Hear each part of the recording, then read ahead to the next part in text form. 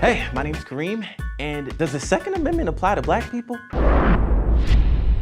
So, let's talk about the Constitution, y'all. I know it's only relevant when those spoiled, entitled black sons of bitches, NFL players, are disrespecting the sanctity of this great country by taking a knee. Or when those great, upstanding citizens in Charlottesville, Virginia are merely voicing their opinions about white nationalism by bearing torches and politely advocating for white supremacy. But unfortunately, in the US, the Constitution isn't equally applied when it comes down to race. Even though the Constitution contains 4,543 words and 27 amendments, today we're just gonna focus on one of them, the one that deals with the right to bear arms. Got it?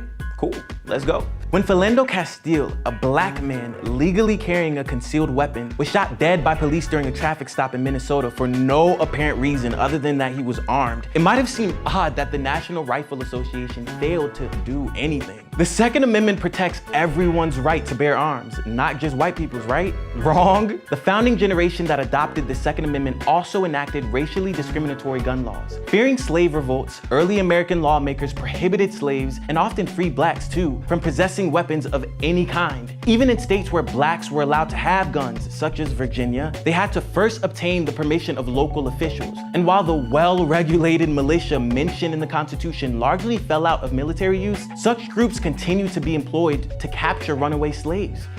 Wow, yo, history is crazy. But Kareem, that was so long ago, bro. Black people are always making arguments about race that aren't even relevant anymore, right?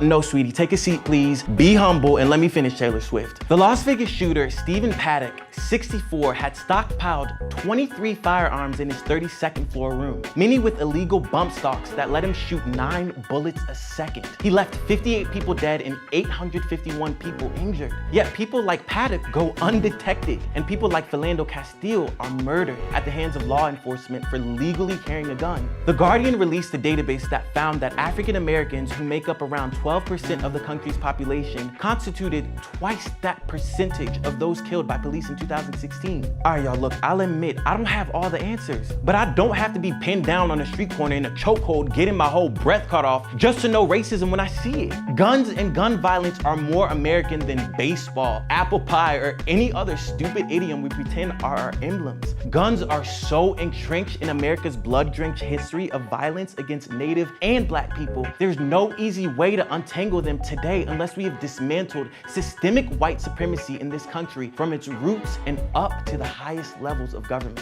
How do we do that? All right, so first of all, politicize and protest every unjust death that comes across your radar. Okay, yeah, white folks hate that, but that's why you need to do it. Because the white folks who hate it already hated you to begin with. And if you're white, then come on, join us, y'all. Protest police brutality. Protest how easy it is for people who aren't criminalized by the system to buy guns. And for the love of God, vote for people who aren't being paid millions of dollars by the NRA. It's so easy to find out who they are. Just check out opensecrets.org. We'll drop a link in the description below. But for now, thanks for watching Prompt. Make sure to like and subscribe for more episodes just like this every single week. And let us know in the comments what you can do and will do about unjust gun laws and police brutality. Thanks, y'all, and we'll see you next time.